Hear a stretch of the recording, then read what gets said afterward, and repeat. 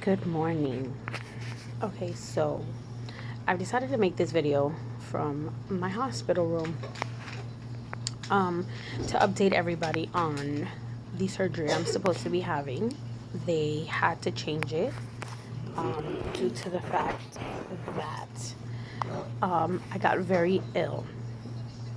I had a very bad gastroparesis flare starting Thursday and couldn't tolerate anything, couldn't hold anything down. It's been day 9 since I've had anything in my stomach. So I got admitted in the hospital.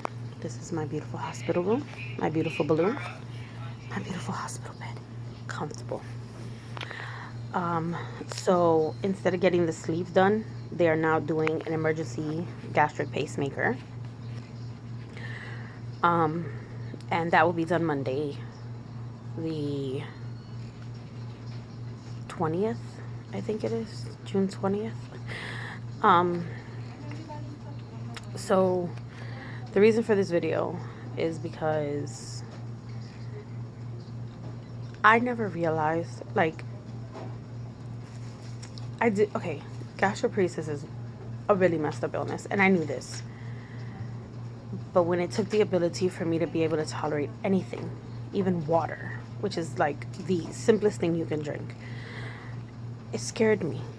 And it made me realize that a lot of people don't really know how serious this illness is. They think that because it's not cancer or, something like that, that it's not as bad. Well, let me tell you, it's horrible illness.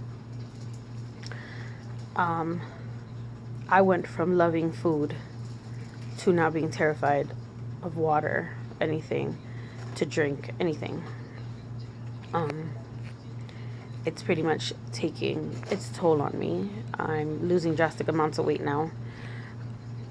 This is a deadly disease, and people don't realize it. Some people will argue who's sicker, who's not sicker. We're all sick with the same thing. And some people will tell us, oh, but you don't look sick. It's very easy to say that when you're not puking in a bucket. Even though I'm not eating, I'm still puking, which hurts. It feels like somebody's punching you in your gut at the same time that something is trying to come out. This is scary, you guys. Like, people don't realize it. The fact that I'm in a hospital room making this video tells you how serious this can be. I tolerate pain very well. This pain is horrible. I'm a diabetic, so they have me, my sugar has dropped very low because of not eating. My lowest was 54. Almost ended up in, a coma if it would have dropped any lower. People need to take this illness seriously. I'm starving to death right now. And not...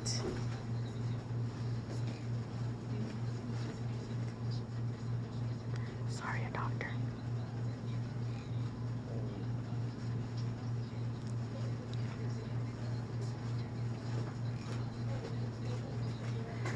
Sorry, that was a nurse. And not in the way that... Okay, so most people think, let me explain myself. I'm never hungry. I don't feel hunger anymore, so I don't know what it is. But my body is in starvation mode right now, which is causing severe abdominal pains. I can't hold anything down. Nothing is staying down. So my body is going through something because it's starving. And I feel like I'm slowly dying. Like, that's how serious and bad it is. I can barely get out of my bed without assistance. I've never been that way. I've always been independent and on my own. And this illness makes you codependent on people. It's scary to know that this illness can take you just as fast as any other illness. I was told if I would have stayed home a couple of days longer, due to the fact that I wasn't tolerating even liquids, because with liquids you can last a little bit longer. But because I wasn't eating anything at all or drinking anything at all, my organs could have went into failure due to the lack of nutrition, and that would have been really bad. So I was lucky to get myself to an emergency room. Some people are not as lucky and they refuse to come. I know this video is kind of all over the place, but I just want you guys to see how important it is. Right now I have a really bad headache from not eating and from my sugars being so low. They don't want to come up, even though I'm on this. That's a bag of basically sugar water running continuously at all times so that my sugar can stay at a certain level. People need to take us more seriously. During this visit, I've had to educate the doctors and nurses on what is going to help me and what's not going to help me. I've had to educate them on not being able to eat because they still keep bringing me trays of clear liquid, which I cannot tolerate. So I'm pretty much nothing by mouth right now. They had to change the order because they kept bringing me crap, and I wasn't going to touch it at all.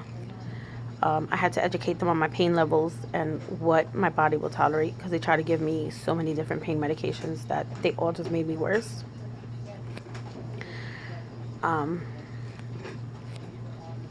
So having to educate doctors and nurses that should be educated on this, to me, is not cool. Not cool at all. This is why I push Bill HR 2311 so hard, because we need them to be educated and stop treating us like drug seekers and, like we're faking.